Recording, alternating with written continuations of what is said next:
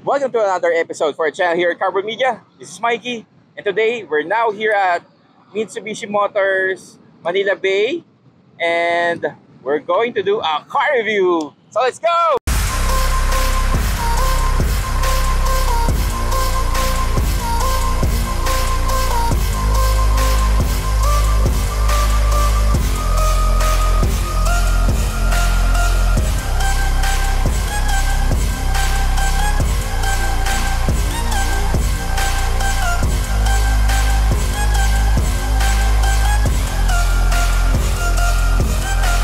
We are now here at Mitsubishi Motors Manila Bay, and finally we're going to do a car review again. So let's check that car on display. So let's go. So we're now here at Mitsubishi Motors Manila Bay, and check out our good friend Erwin Anuevo. What's up, bro? So let's check the new car na ipapakita mo sa akin. Let's go, let's go. All right, so behind me, it's the new Mitsubishi X-Force. So let's check it out.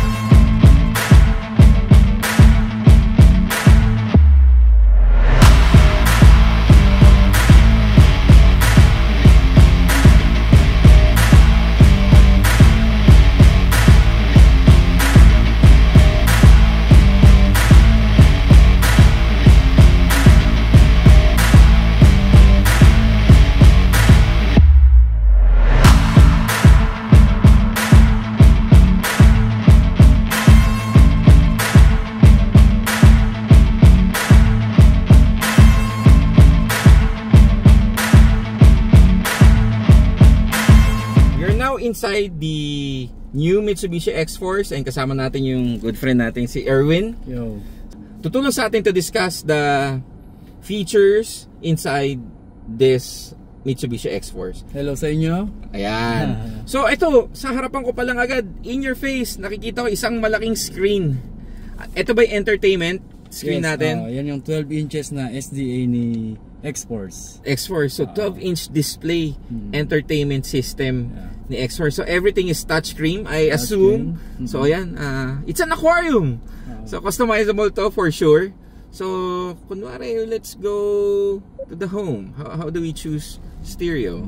Ito, music. Music, yan. So ayan, may Bluetooth options. They have Apple CarPlay, Android Auto, tsaka WebLink. So ayan, all in one. So pwede, pag naka-Apple ka, Apple CarPlay is available. If you're using Android Auto is available. So ayan, maganda. And speaking of entertainment system, yung mga speakers nito is Yamaha. So maganda siya tumunog. So right now wala na kami nakaset na music, but we will go back to that a little bit later. I'm pretty sure maganda ang music output nito because of the Yamaha speakers that we have. Separates niya apat. Dalawa sa unahan, dalawa sa likod. Dalawa sa harapan, dalawa sa likod. So yun pa, fun fact, 2 separates. 2 at the front, 2 at the rear. And then dalawang speaker sa harap, dalawa rin sa likod. So 4 main speakers, then 4 separates din. So ayan. So I'm checking the steering wheel. Maraming controls. And it feels good din. All leather, perforated leather. Ganda. Ayan o. The horn is here. And syempre, ito yung LCD tachometer screen. So as you can see, we have the temperature. Yan, very important yan. Also, the fuel gauge are here. Ito yung RPM. Rev natin konti so that you can see that it's moving. Yan, the RPM gauges. So you'll see the basic gauges here, which is very important. Kasi some other cars, especially nga wala silang temperature gauge. Ilaw lang. Ilaw lang. So it's either kapag umilaw na pula siya, overheat ka na. Overheat ka na. Doon pa lang malalaman na overheat ka na. So this one, maganda, kahit digital siya, binibigay niya yung parang old school way of the temperature gauge. So monitor mo kung tumataas na ba yung temperature mo. This is what I like about the X-Force. Kasi technically sa modern cars nga, nawala na yung ganitong kind of feature na for you to monitor the water gauge. Yan, the standard fuel gauge. Ideally ba, ilang kilometers to a liter to? 12 to 15 city driving. 12 to 15 kilometers city driving. Not bad. Yeah. And also 1.5 liter NA engine. NA engine. 4-cylinder. 4-cylinder Mavic engine. Mavic engine. Yun ang maganda doon. It's a Mavic engine. It's a Mavic engine. Basta Mitsubishi, Mavic. So, let's go back here naman. Also, the other features that we have, automatic transmission, CVT with auto hold, tsaka electronic parking. So, ito we also have drive mode here.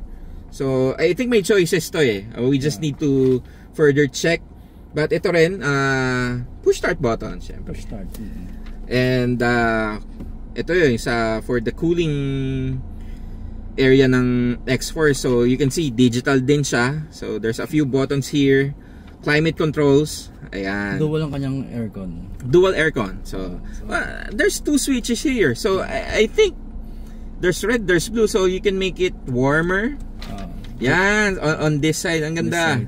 Yan. Tapos, ayan, on the left side, same thing. Same thing sa Montero. So, kung ginawin ka, you can basically adjust your temperature, front and rear, or left and right. Then, there's a couple of modes here. Auto, for sure to. Ayan, climate control. On, off, kung gusto mo siyang patayin. And the fan speed are here. So, you can still manipulate it manually. So, ayan, malamig nga eh. I like it, I like it. Features niya, meron siyang Nano X. What's Nano X? Nano X yan yung nagpi-filter doon sa aircon na nilalabas. Okay. So, na-ionize niya and na-filter niya yung hangin. That's a good technology for Mitsubishi. Nano X, they call it. So, then, isa pang feature niya yung Max Cool. What's the Max Cool? So, for example, papasok tayo sa sasakyan and then mainit and then isang pindot mo lang sa kay Max Cool, full blast yung blower mo. Ayan, full blast. Full yung thermostat mo. Para mabilis lumamig yung buong loob ng sasakyan. Especially dito sa Philippines. Mainit. Always mainit lately. Very humid. So, at least pag sakay mo, mabilis mapapalamig yung auto. So, yun yung feature na ni X-Force na meron din sa Expander. Kailan comfortable tayo pag magdadrive tayo palagi, 'di ba? Hindi tayo feeling malagkit. Exactly. The power window controls. So, it's standard, basic. You can control the mirrors here, the lock and unlock, the auto fold are here, then the window lock. So, yeah, for safety. Yan, para kung may mga kasamang bata sa likod, we can just lock the power window. Also, ayan, may aircon vent pa pala dito sa may leg part ng driver. So, kapag medyo pawisan ka, ayan, may fan to keep you dry or at least colder. Mapreskohan ka. At the same time, sa center console, meron siyang cooler. Oh! There's a cooler here. Yeah. Ganda. So, paano siya ino-on? Actually, always on siya. Pwede mo lang siyang i-close. Sumasabay siya sa aircon. Yeah, I can feel it here. Nice. So, technically, hindi siya talaga lagay ng gamit. It's a cooler. It's a cooler. Although, pwede rin namang lagay ng gamit kung gugustuhin mo. Yun nga lang, malamig na siya. Malamig. Pero okay lang. Pero technically, it's nice na kung bumabiyahe, meron tayong drinks. We can put it here. Exactly. No? Exactly. Tapos, the cup holders, the standard cup holders, good thing. We have cup holders here on the center console. Do we have it here? Wala, dito lang. Tapos ito, ayan, center console, comfy, ayan, dalawa tayo di tayo nag-aagawan. Pwede, maluwag. Plus, meron silang wireless charger din. Wireless charger. Ayan, check natin, wireless charger. There you go. Yun, nag-charge, sumunog. Nice. So, I think ito standard na to sa mga modern cars eh. This is what I like. So hindi mo na kailangan ng cable. Totoo. Di ka mapa Android or Ang dumi kasi Apple. tingnan eh, di ba? Oo, madumi. Tingnan, eh. So the good thing about this is meron na talaga siyang wireless charger. At the same time, may mga bulsa dito. Oo nga no, may mga, dito sa center console, center console. May little pockets over here you could put your kung ano-ano na maliliit. Correct. So, ito, the glove box are here. Standard. And I think there's mood lights. Ambient lights. Ambient lights. So, ito mahinang ilaw but it's nice to have. So, ayan. So, we also have the shade holder. Over here. The very bright map lights. What's this? Ito. May ano siya, seatbelt ano yun eh. Seatbelt indicator. Para sa second row. Sa second row. So, makikita mo kung hindi naka-seatbelt yung mga passengers mo. So, ayan. Para siyang airplane. Yeah. Ayan. Ako, upon initial sitting here on the driver's side, ang lapad ng sasakyan eh. Although, it's not too big, not too small, just right lang siya. Crossover. Tama ba? Or subcompact SUV. Compact SUV. So, hindi siya 7-seater guys. 5-seater. So, hindi naman siya ganun kahaba. Hindi naman. No, maganda to. So, social lang datingan mo, 5-seater ka lang. Hindi ka naman talaga taga-bit-bit ng tao. 'Di ba? So, you can drive daily car. This is a good daily car to be honest. Saka ang ganda eh. The gauges, kita mo agad. I really love the entertainment system. Ang laking screen, 12 inches. Mananawa ka. Customizable pa yung ano. Customizable pa. As we go further naman, once you own this car naman, you can easily tweak the customization of the entertainment system naman. And also the display here sa gauge. Pero as is, as standard, ayan, maganda ang position ng side mirror. Rear view mirrors are here. Ayan, kita mo din. Ganda, wide. Kita mo na agad. Very comfortable. The seats are very comfortable as well. By the way, leather nito, hindi siya masyado nag-iinit pagdating sa araw. Okay. May heat reduction. May heat reduction yung leather niya. Tsaka yung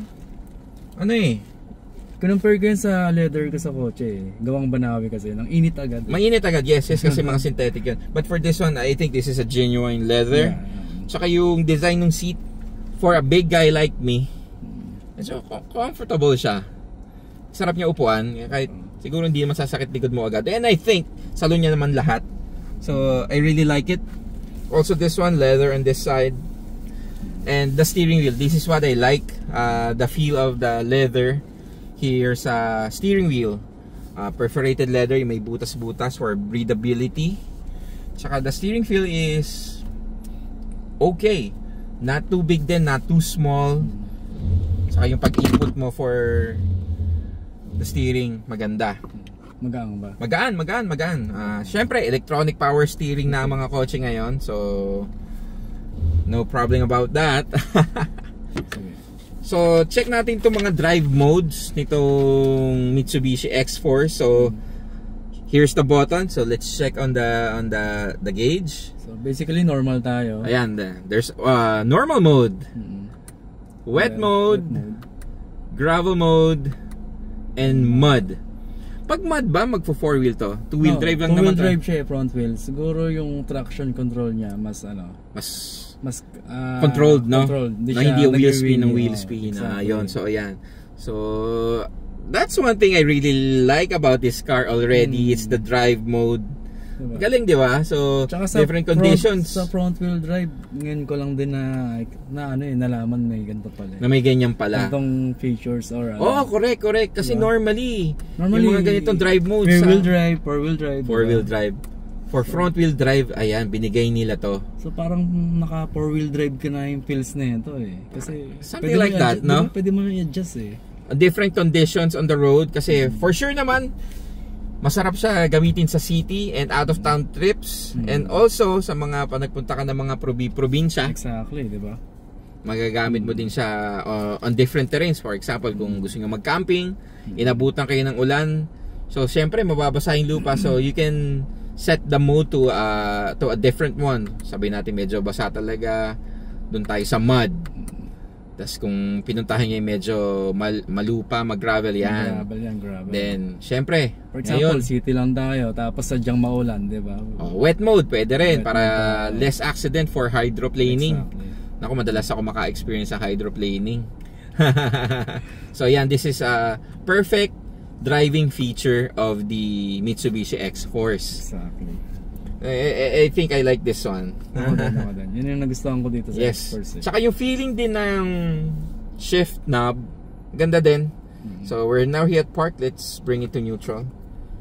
Yung feel din nung pag-switch ng gears, hindi siya masyadong malapit na magkakamali ka, nasosobra ka. So ito, just right from park. Oh, there's a reverse cam as well. And sensor meron. Sensor, backup sensor. Kung naririnig nila, no? Ayan, there is. So let's put it yung neutral. Maganda din yung click nung shifter. So again, park, reverse, neutral to drive. Ayan, then low gear. Yeah, you need to press it. So ayan. Galing it has leather as well. Tsaka meron siyang sports button dito. Oh, may sports button. I like it. So if I press this, siguro pag naka-drive ka. pag naka-drive, siguro. Ayan. Let's put it in drive. Let's see. There's a drive sport. Magkakaroon siya ng DS. DS, yung ano. More responsive, most likely. Most probably, Yes. So we will find out when we do the test drive. So I think for now, we discussed the features of the car from the inside. So let's check out what's on the outside.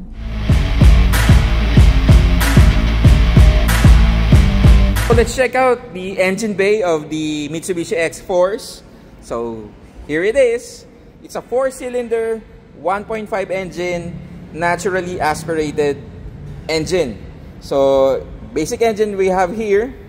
There's the wiper washer, the oil caps, the air filter. Ito pa yung scoop niya for the air filter. A very small battery that we have here. I think this is just a NS40. NS40 siguro. Most like, pero isipin nyo kaya ng small battery paanda rin tong sasakyan na to. So ayan, 1.5 liter. And for this engine, it's a Mitsubishi 4A91 engine, 1500 with 104 horsepower and 141 of torque. So malakas din siya. Actually, mas lamang pa yung torque niya kaysa sa horsepower ng engine. So basically, powerful siya, umalis, kaya niyang bitbitin yung taong sakay niya tsaka yung sasakyan. So ayan, and it's fuel efficient as well kasi city driving is for 12 to 15 kilometers. That number is already good here in Metro Manila. With the traffic, 1 liter, 12 kilometers, malayo na rin na mararating doon. Matipid na. Ano na, reasonable na for the car size. It's a compact SUV. Yeah. So, the Mitsubishi X-Force. So, let's check the aesthetic looks naman of the car. Upon checking the car from the outside, what I really like is the headlights and the grille design of this car. Futuristic na yung dating niya. From the first look, akala mo it's a hybrid or a full EV car. Di ba? Ako sa unang tingin ko, ayan eh. But it's not. It's a 4-cylinder gasoline engine. So, the look of the car is very modern. Futuristic na din in a way. Ganito na talaga ang mga itsura ng mga bagong kotse. And I really like also the headlight design of this car. You can see the DRL is here. This is also the signal lights. Then, ito yung continuation ng DRL. And integrated LEDs na din yung headlights niya. So, there's the low beam and for the high beam. And also, the fog lights are here. And you could also check out this huge grille ng X-Force for cooling. So, ayan, maluwag na maluwag. So, no overheating issues tayo dito. And kahit malaking grille niya, it also adds the good looks of the car, or the fascia of the car. Yan, laki din ng hood niya. Also, for the tires, it's 18 inches wheels. Di ba? On stock Hankook tires. front and rear disc brakes.